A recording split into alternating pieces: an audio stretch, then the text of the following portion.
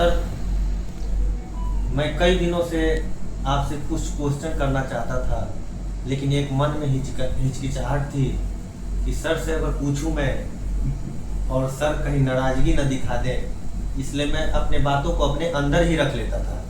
अगर आपकी आज्ञा हो, आपका आशीर्वाद हो, तो मैं आपसे कुछ क्वेश्चन करना चाहता हूँ। अमित जी, आपने ऐसा सोचा क्योंकि मैं नाराज होऊंगा? आपने कभी देखा मुझे किसी से नाराज होते हुए? और आपसे तो कम से कम सोच भी नहीं सकता मैं नाराज होने का। ऐसी कोई बात नहीं है और आपको पूरा हक है पूछने का। अगर आपके मन में कोई भी ऐसा प्रश्न है जो आप चाहते हैं पूछना, आप जरूर पूछिए, बेशक पूछिए, कोई ऐसी बात नहीं है। नहीं, मैं कई दिनों से सर आपका स्टेटस देखता हूँ, वीडियो भी बनती है, स्टेटस देखता हूँ, गम भरा वीडियो, गम भरा स्टेटस रहता है आपका, जो कि हम देखते हैं तो हमारा भी पुरानी याद ताजी हो जाती है। तो इस बारे में सर आपसे 2-4 क्वेश्चन करूंगा, ज़्यादा तो नहीं करूंगा, क्योंकि आप बेटे समान हो। बिल्कुल सर, करिए। आपको कभी किसी से प्यार हुआ है क्या?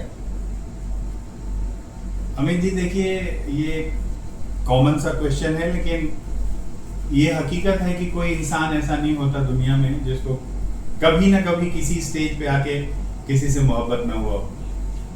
किसी को 10th 12th में पढ़ने वाले लोगों को किसी से मोहब्बत हो जाता है, कभी कोई कॉलेज टाइम के दोस्त होते हैं या बहुत क्लोज फ्रेंड्स होते हैं।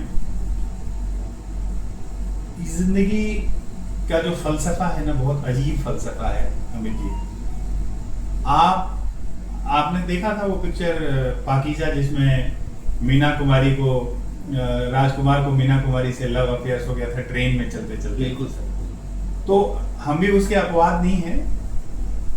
ये चीजें हालांकि ओपन पब्लिक प्लेटफॉर्म पे कहने की होती नहीं, लेकिन सच्चाई ये है कि हर एक इंसान किसी न किसी से मोहब्बत करता है। कभी न कभी उसको एक मोहब्बत की फीलिंग जरूर होती है। लेकिन ये भी फैक्ट है कि हर एक इंसान इसको कहने से बहुत कतराता है। ये जिंदगी की ऐसी सच्चाई है जिसको सच बोलने वाले भी अपने जबान से नहीं कहना चाहते। लेकिन अब आपने पूछ ही लिया है तो मुझे कोई गुरेज नहीं है कहने में। मुझे भी कभी किसी से मोहब्बत हुई है, इस बात से कोई इनकार नहीं है। तो सर, अभी वो है कि चली गई?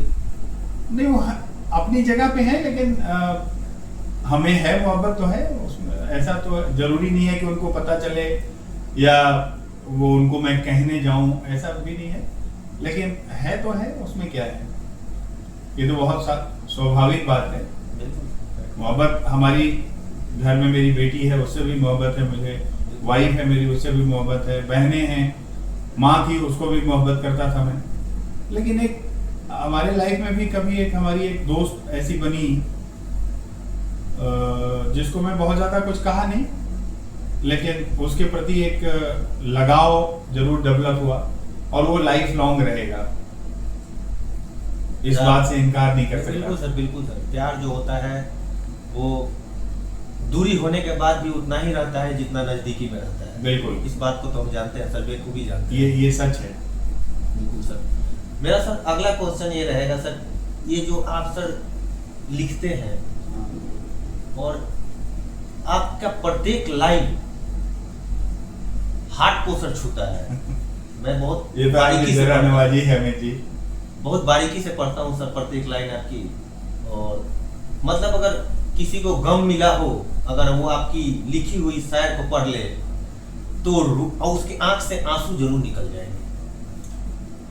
देखिए अमित जी,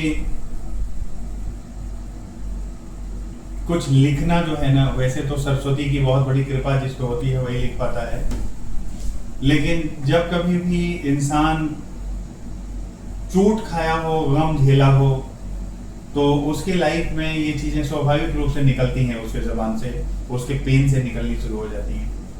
उसकी जो दिल की जो फीलिंग है वो उसके कलम से निकलनी शुरू हो जाती है। हकीकत ये।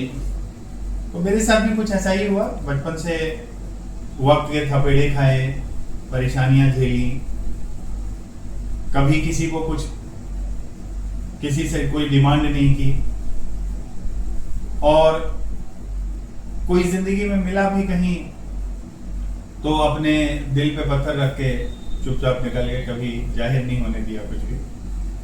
क्योंकि एक सोसाइटी में एक बहुत बड़ा वो है सोसाइटी के लिए एक स्टिग्मा है कि आप किसी के बारे में कुछ ख्याल रखते हैं, कुछ कहते हैं, तो ये सोसाइटी में हमारे बुरा मानते हैं लोग इस चीज़ को।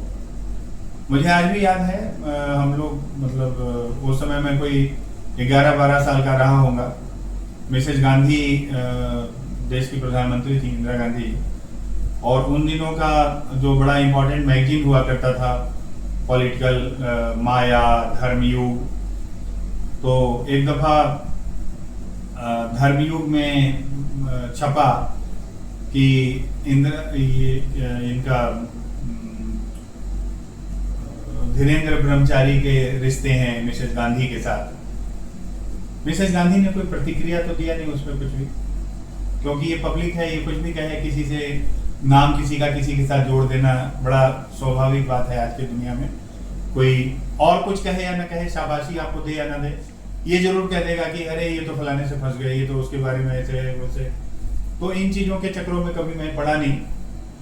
रह गई बात मोहब्बत की, तो मोहब्बत हमारे दिल में भी है, इस बात से इनकार नहीं कर सकता मैं।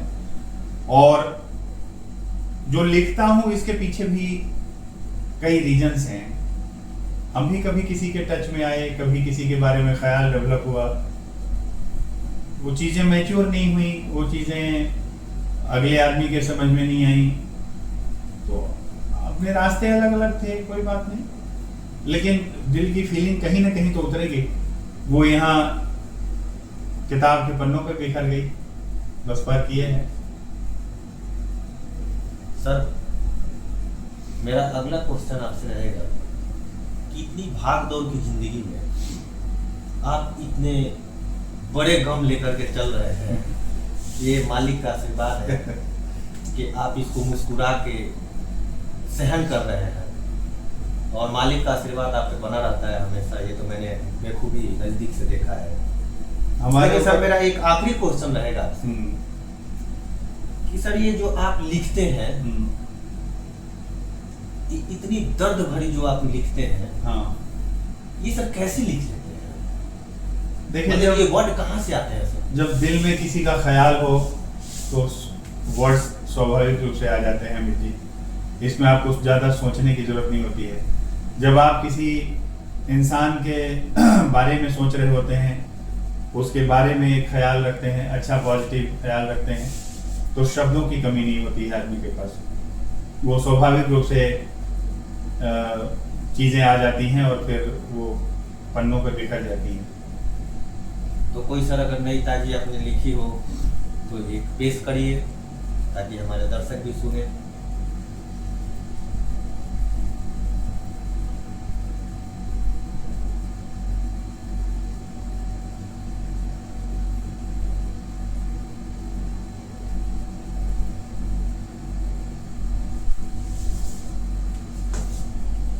अमित जी, अभी हाल ही में मैंने एक 2 लाइनर शेर लिखा था कि क्यों जलाकर खुद को खाक करते हो जुदाई के गम में मंजर, क्यों जलाकर खुद को खाक करते हो जुदाई के गम में मंजर, जब मोहब्बत ही न बच सकी तेरी तो खाक जिंदा है, जब मोहब्बत ही न बच सकी तेरी तो तू क्या खाक जिंदा है।